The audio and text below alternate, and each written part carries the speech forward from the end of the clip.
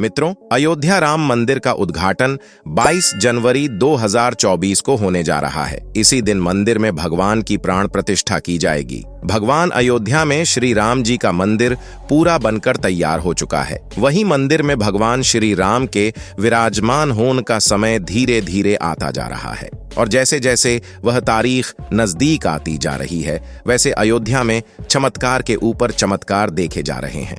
हमने आपको अपनी पहली वीडियो में बताया था कि जटायु और जामवंत अयोध्या में पहुंच चुके हैं। जो भालू और गिद्ध हमें कहीं नजर नहीं आते हैं, वह अयोध्या में झुंड के झुंड पहुंच गए हैं। इन्हें देखकर बताया जा रहा है कि यह भी भगवान की प्रतिष्ठा में शामिल होंगे। चलिए इस बात को आगे बढ़ते हुए हम आपको एक और नई जानकारी देने जा रहे हैं। बताया जा रहा है कि मंदिर के उद्घाटन में भारत के बड़े बड़े कथावाचक आएंगे, जिसमें से सबसे पहले बात होती है धीरेन्द्र कृष्ण शास्त्री उर्फ बागेश्वर धाम सरकार की। उसके बाद में भारत की प्रसिद्ध कथावाचक जया किशोरी और जी अनिरुद्धाचार्य महाराज जी तथा सद्गुरु रामभद्राचार्य जी और जाने माने देवकीनंदन ठाकुर जी जैसे बड़े कथावाचक आएंगे और ये सभी लोग यहाँ पर 22 जनवरी को भव्य जागरण करेंगे। तो चलिए, अब आपको ये तो बात पता चली गई होगी। अब आपको आगे की जानकारी देते हैं। जिन गिद्ध और भालू को देखकर पूरी दुनिया सोच में पड़ चुकी है, वहीं पर बड़े बड़े साइंटिस्ट वैज्ञानिक हैरानी में पड़े हुए हैं। उन्होंने भी साफ बता दिया है कि यह कोई साधारण गिद्ध भालू नहीं है।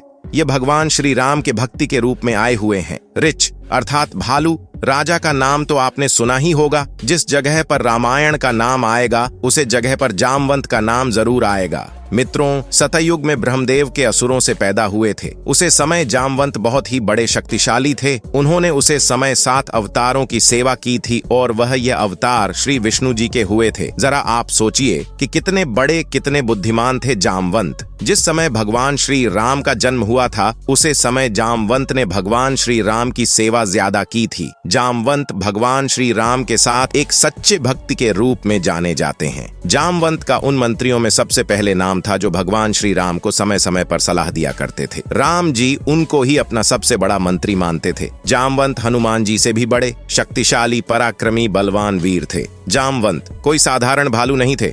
जब श्री राम ऋषिमुख पर्वत पर पहुंचे थे, उसे समय भी जामवंत ने ही राम जी को सलाह दी थी। उन्होंने बताया था, हे प्रभु, अगर आप बाली के सामने गए तो आप हार जाओगे, तो वह आपको पराजित कर देगा। बाली के शरीर के अंदर आदि शक्ति दूसरे व्यक्ति की आ जाती है। इस समय बाली का वध करना संभव नहीं है। बाली के साथ वध वही व्यक्ति कर पाएगा जो एक साथ इन 7 वृक्षों को एक ही बार में दहा देगा, जो वृक्ष थे ताड़ के। यह बात सुनकर भगवान श्री राम ने एक ही बार में इन 7 वृक्षों को काट दिया और इस समय बाली भगवान श्री राम के हाथों वीर गति को प्राप्त हो गया। अब हम बात करते हैं, माता सीता की खोज में बंदरों को इधर उधर भेजा जा रहा था। तभी जामवंत हनुमान जी अंगद जी को एक सैनिक टुकड़ी की कमान सौंप दी गई थी।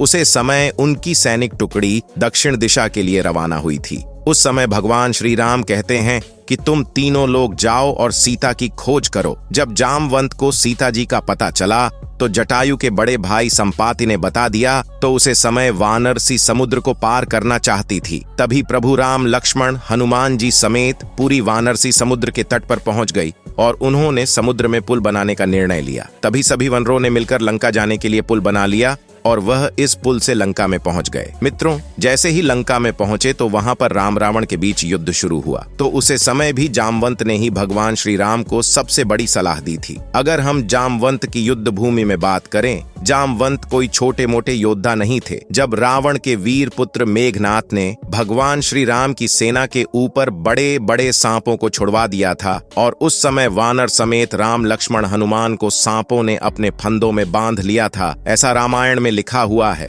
उसे समय एक ऐसा वीर योद्धा रहा था जिसको वह अपने कामों में नहीं कर पाया था। वह था जामवंत और जामवंत ने दुष्ट मेघनाथ को जमीन पर पटक दिया था और उन्होंने मेघनाथ को लंका में ऐसे पटक के फेंका था कि मेघनाथ को 3 दिनों तक होश नहीं आया था और उसे संपूर्ण युद्ध में जामवंत को रोकने वाला कोई शख्स नहीं बचा था। राम रावण के बीच जब युद्ध हुआ तो रावण से जामवंत कई बार भिड़ गए वहीं पर बताया जा रहा है कि रावण भी कभी कभी जामवंत के प्रहार को झेल नहीं पा रहा था। यहाँ तक कि कुंभकर्ण से लड़ने का भी रामायण में वर्णन लिखा हुआ है, परंतु कुंभकर्ण भी जामवंत को पराजित नहीं कर पाए थे। जामवंत भगवान श्री राम को हर समय सलाह देते रहे। जामवंत की सलाह को लेते हुए भगवान श्री राम ने लंका से अपनी विजय ली थी। दोस्तों, इसीलिए बताया जा रहा है कि जामवंत बहुत ही बड़े महान योद्धा थे। इसी के साथ बताया जा रहा है कि भगवान श्री राम जब अपने परम धाम के लिए गए, जब वह जल समाधि ले रहे थे, तभी भगवान श्री राम ने कहा था कि है जामवंत, तुम लंबी आयु जियोगे।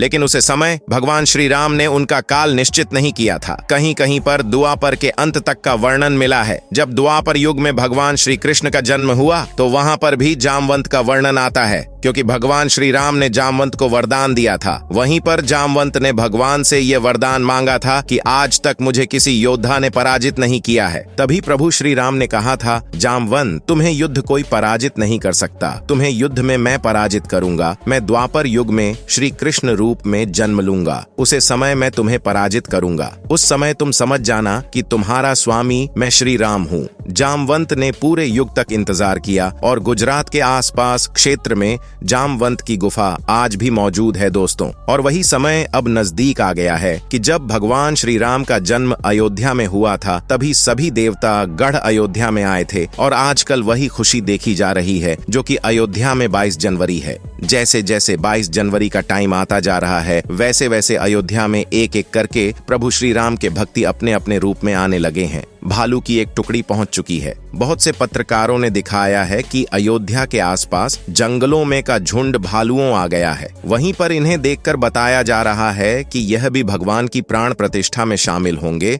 और वहीं पर अब बात करते हैं भारत के बड़े बड़े राजनेताओं के बारे में, जिसमें से बताया जा रहा है भारत के पीएम मोदी जी सहित राजनाथ सिंह, अमित शाह जी, द्रौपदी मुर्मू जी, मनोज तिवारी मंदिर के भव्य उद्घाटन में शामिल होंगे। वहीं पर अब रिपोर्ट में सामने आया है कि जिन्होंने रामायण की शूटिंग की थी, जिसमें से नाम आता है दीपिका चिखलिया, अरुण गोविल जी, मंदिर के उद्घाटन समारोह में हिस्सा लेंगे। वहीं पर उत्तर प्रदेश के मुख्यमंत्री योगी आदित्यनाथ जी ने सुरक्षा की कड़ी तैनाती का आदेश दे दिया है। वहीं पर बताया जा रहा है कि कमांडो समेत बड़ी बड़ी टुकड़ियां 22 जनवरी को शामिल होंगी। वहीं पर उन्होंने खुले शब्दों में कह दिया था कि यहाँ पर कोई परिंदा पर नहीं मार सकता है, क्योंकि वह नहीं चाहते हैं कि प्रभु श्री राम के उद्घाटन में कोई परिंदा बाधा डाले, क्योंकि उस दिन जमीन से लेकर आसमान तक सभी देवता उपस्थित होंगे। दोस्तों, इतना जानने के बाद अब हम कह सकते हैं कि अयोध्या में और भी चमत्कार हो सकते हैं। अगर हम बंदरों की बात करें तो साधारण बंदर हमें हर जगह नजर आते हैं, मगर जो अयोध्या में बंदर देखे गए हैं